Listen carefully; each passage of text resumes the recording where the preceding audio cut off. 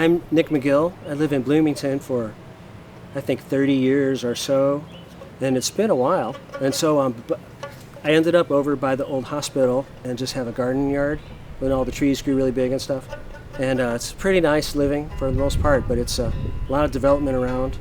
People carry guns in the neighborhood now on their hips, which that does alarm me. So I'm an anti-gun nut zealot. No, I'm a pro-gardening. I want to overgrow the government with the path of least resistance.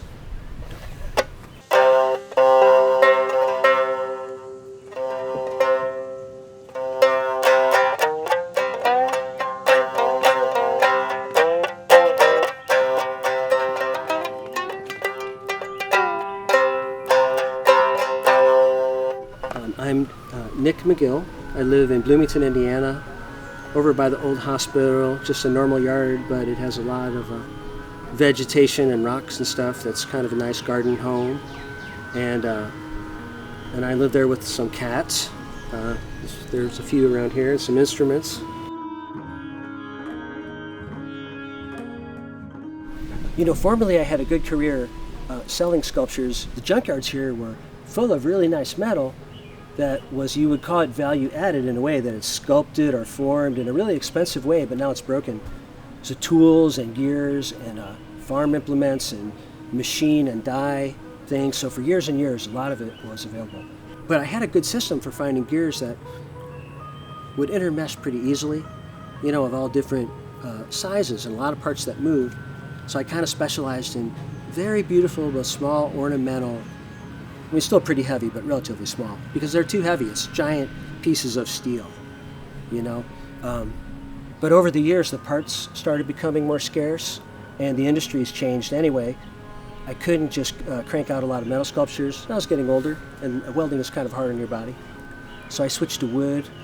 Wood is a lot easier on your body than metal, and it also doesn't pollute as much. I mean, I was in the driveway welding, but I would make a lot of smoke.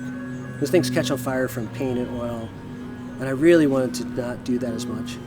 These are funny because if you present them at different angles or different views, so they can radically change their symmetry and stuff, and you know, hopefully they're still balanced, and they fit together different ways, like in a little group of a family is what I think of them as, you know.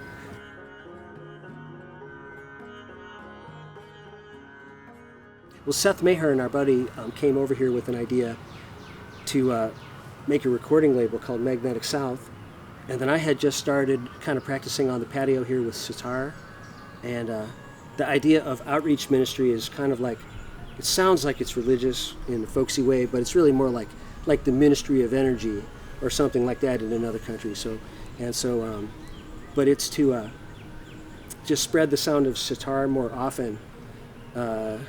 And have as much fun as possible with that, and meet musicians, and practicing all the time and having fun, and making art to go with it.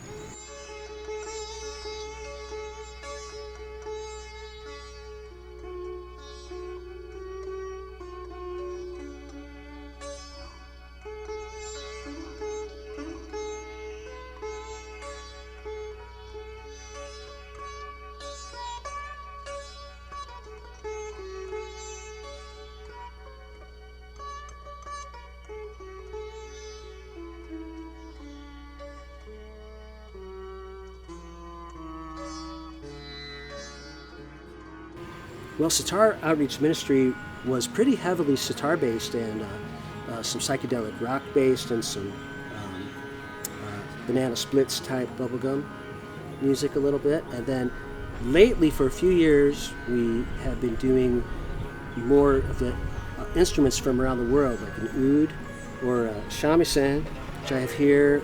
Just like nature and gardening is a partnership, and so is making music. You have partners. And you have to be content. Like one person is a tree, one person is a vine, let's say. If the vine wants to be a tree, you might be in trouble.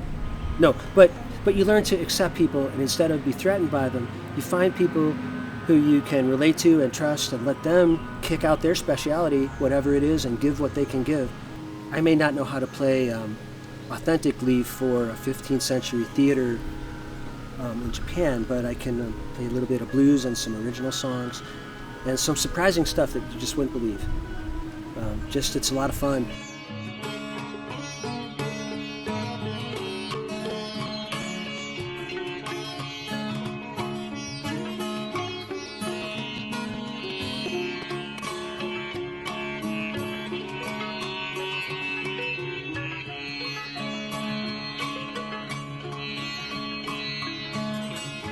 Well, I started being very interested in instruments a long time ago, and as I got more of them, I saw how pretty flexible it was. You need a body, let's say you need some strings, or you might just play in a membrane as drums, or like there's harp type things. And as I collected a few, I saw how they were arranged with the type of bridges and tail placements and nuts and pegs and things.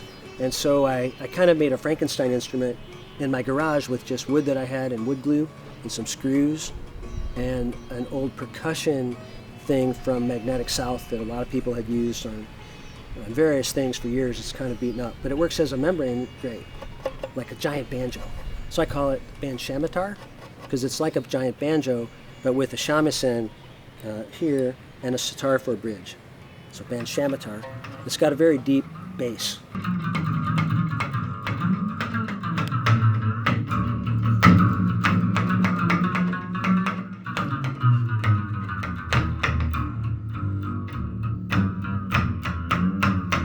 Here's what happened is when I made that, it was working, but it was pretty crude.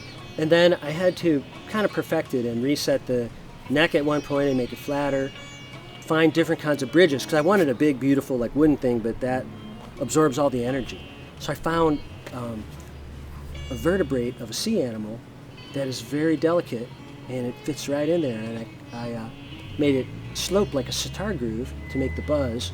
And if I put it right in the right spot, I get a kind of bass sitar sound.